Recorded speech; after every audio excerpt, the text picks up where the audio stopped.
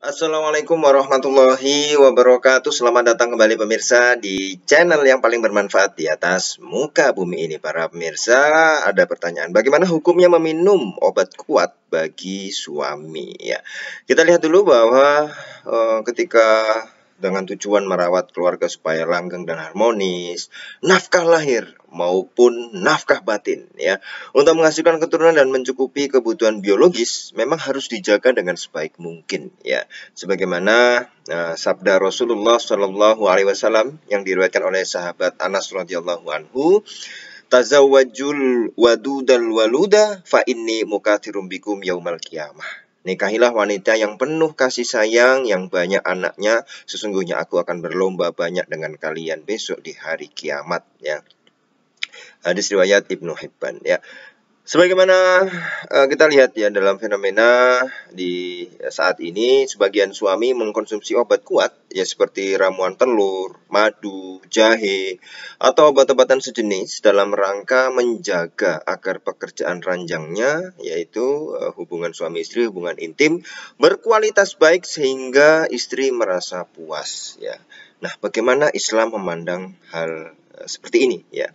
Kalau kita lihat dalam kitab I'anatul Thalibin, yaitu yang ditulis oleh Syekh Abu Bakar bin Muhammad Syato, dalam beberapa halamannya menyebutkan hukum meminum obat kuat dengan tujuan supaya kuat, ya, dalam bersenggama, dalam bersetubuh, dalam hubungan intim dengan istri, hukumnya sunnah, ya, dianjurkan, ya, mendapat pahala ya kalau dikerjakan, ya.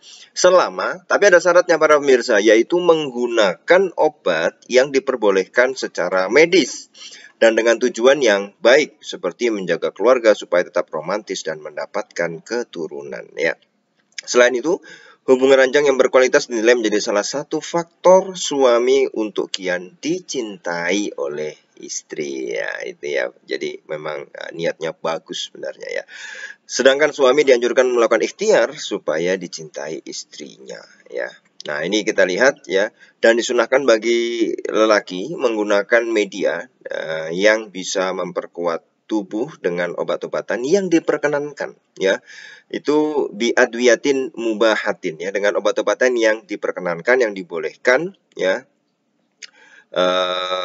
Namun harus dengan memperhatikan aturan-aturan medis, ma'ariayatil qawanin at-tibbiyah, ya. Kesehatan, aturan-aturan kesehatan tetap diperhatikan, serta mempunyai tujuan yang baik, ya, seperti menjaga keharmonisan keluarga dan keturunan, ya, karena hal tersebut merupakan media supaya lelaki tetap dicintai istrinya, supaya suami tetap dicintai istrinya.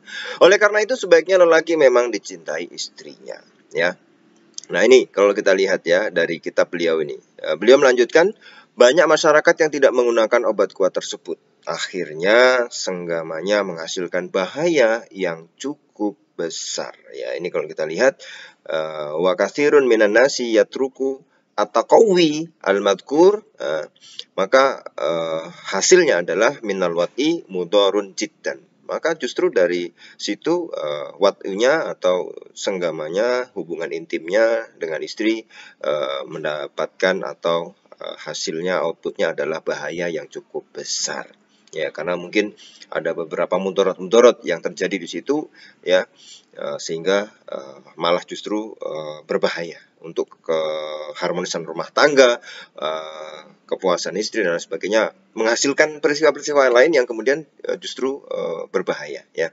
Ini dalam kitab I'anatul Thalibin yang ditulis oleh Syekh Abu Bakar bin Muhammad Syato Ad-Dimyati, ya, juz 3 halaman 316. Nah, kesimpulannya bagaimana para pemirsa?